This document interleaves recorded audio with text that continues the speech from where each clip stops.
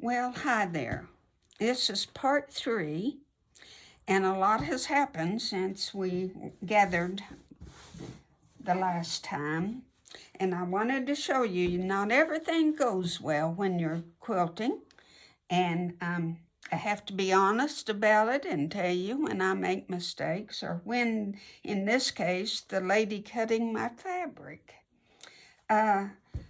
This little piece of fabric is called grunge, and I don't know that you can see, but it is, it's got different shades of yellow, really. It's kind of it's not just a solid, but when I went and I told her what I needed, and I took the little quilt top and told her what I needed, and we were visiting, we're good friends, and I was relying upon her to get me what I needed. And I told her my baby quilt was 36 inches wide and 45 inches long. Well, I don't know how we come about it, but it didn't measure out properly. I had enough for the top and the bottom, and the other was not long enough for the sides. Well, it dawned on me, and the backing, I got the backing at the same time, and I'll show you that when we get down on the floor. She didn't consider she was doing the backing to fit the top. And she wasn't considering the extra 6.5 inches that's going to be all the way around. So I spent all that money on fabric and had to go back and spend about the same amount. So that threw a kink into everything. But I want to show you, when you cut your fabric, and you know that this is 36 inches long, don't cut this 36 inches long. Give yourself a 1/2 inch on each side, or a 1/2 inch at least on one side. Because when you sew, for some reason, it tightens it up. And anyway, I am just absolutely nothing to spare. I did it. It's okay. But I don't want you to take that chance of it being a 1/4 inch short. And there you go. You got to go buy more fabric. So just give yourself a 1/2 inch, a 1/4 inch on each side, or a 1/2 inch on one side. And measure twice. You know the old saying, and cut once. So write it down. Don't think you're going to remember everything, because we're not. So write it down what it is. And when you go and buy fabric, try to remember. See, I could have told her, hey, you're not taking into account the borders. But I was too busy visiting and letting her cut. And I paid the consequences when I got home. So I just wanted to let you know about that. And I pressed my seams to the center of the quilt, because this fabric is so light colored. I didn't want my seams to go up. Now, a lot of people will piece these borders. And what I mean by that is they will cut 30-inch strips and maybe cut 5 of them, 6 of them, and they will sew them together and piece them and go all the way around. And when you do that, you piece them on a diagonal. And we'll do that sometime. I'm not going to go into details. But on a border like this that is so wide and so noticeable, you know, it's big. I don't like those seams. I want one solid piece. So that's why I recommend cutting to the length that you need, and don't do all that piecing. And then I have the top and the bottom, and then when you do the sides, a lot of people will, I need to go the other way.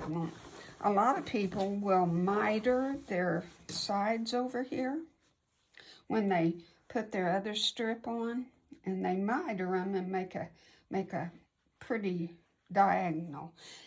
That's not necessary. When you sew this seam on the sides, I'll show it to you after I get it sewed. It's very nice. Don't worry about doing that. When you get to be an accomplished quilter, you can try that. But we are going to just sew a 1/4 inch seam right on the side. I do quite a bit of pinning because I didn't have any room to spare. So I pin about 5 or 6 times here when I'm, you know, after I put right sides together. I do 5 or 6 pins at least, because fabric shifts when you're sewing, and I don't want that because I didn't have any room to spare. So pin it, and on your long width, on this long side, you really want to pin because you've got a lot of territory that we got to cover. So when we put our long strip on there, I'm going to have a pin about, every block I'm going to have at least 2 or 3 pins. And that way you don't run the risk of getting down here to the end and Now also on this long length, see, it was 45 for the little quilt, but now with the edges, that's adding another 13 inches. So if it was 45, I want to cut these long strips 58 inches. And if I want to be really sure, I would cut it 59. But I think, because see, I have a seam here that's going to take up a 1/4 inch and a 1/4 inch over here. So I think the 13 extra inches, I think 58 will do me good. I measured it while ago, and 58 gives me a good 1/4 on each side leeway. So that's on our cutting and and you know, I chose the yellow. It's not just a real perfect blend with the other yellows, but it does go. And I liked it. The others were too orangey. And since it's called the Yellow Brick Road, that's what I wanted, was the yellow borders. And I'm going to have a navy, and it's called grunge. See how it's variegated? It's an unusual fabric. And I'm going to have it as a backing, and it's also going to be my binding. So that's all for right this minute. And I'm going to get my lengthwise borders on. And then we have to put it down on the floor. And we're going to put our backing first. Then we're going to lay out our batting. And then we're going to put the quilt top on top. And then I pin mine. Since I hand quilt mine, I can take out those pins real easy. And I have seen where they take the swimming pool, noodles, I think that's what they call them, those great big long not styrofoam, but you know, rubber, what I'm talking about, or foam, I don't know what they're made out of. But you can place them at the end of each one of your quilts. You can get them real long and roll it up till you roll it up to almost the center. Because when you start quilting, you want to start quilting at the center and work your way out. So since I hand quilt, and I don't have any of those poodles or noodles, whatever they're called. So I just pin mine, and that's what we're going to do for this segment. So we'll be right back, and we'll put it down. And of course, we won't have the whole time pinning because that's very boring. But I'll just show you what it looks like. And then we'll go from there. Be right back. Well, I get to tell you another sad story. The lady still didn't give me enough fabric. So we are going to have to piece the side borders on. I didn't want to do that, and I'm not happy about it, but you do what you have to do. And you know that little baby ain't going to know, and Mom and Daddy isn't going to know, so I don't guess it matters. So I get to teach you how to piece your borders, if you have to, like I'm having to.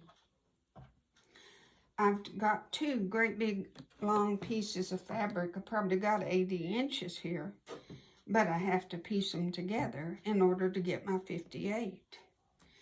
So you put them like this and pin it, and then draw your line from corner to corner. And we're going to sew on that line. Then we're going to trim about a ½ inch away and cut all this away. And we're going to fold it back. And it will be like so.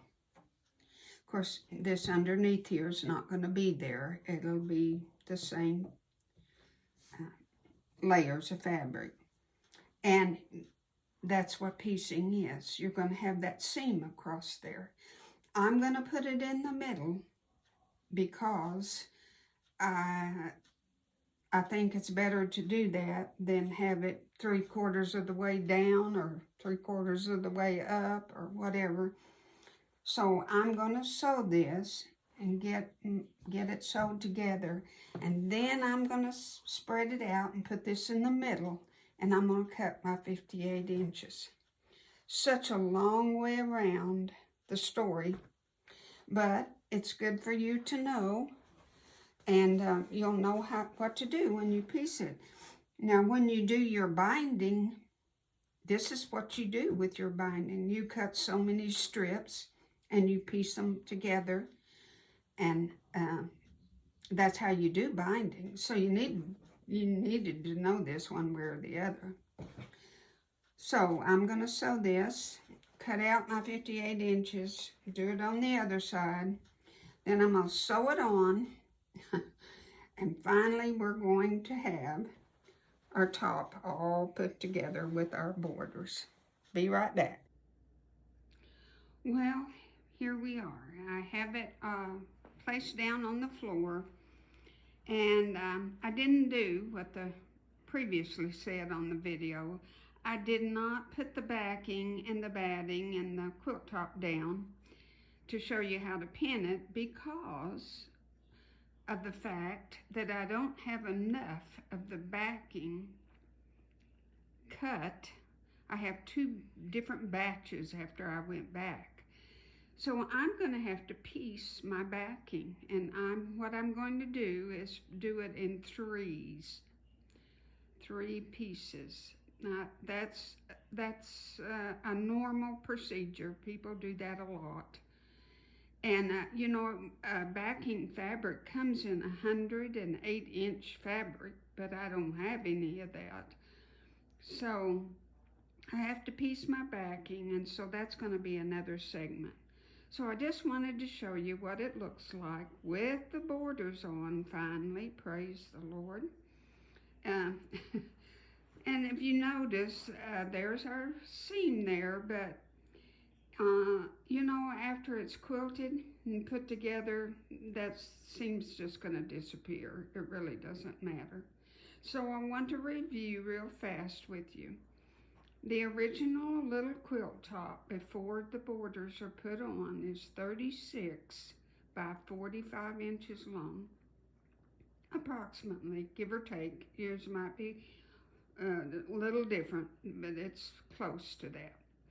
Well, putting on the top and the bottom is 36 inches, but you're adding to that, so your long piece that you see is going to end up being 58 inches. Now, 58 inches is a long piece of fabric.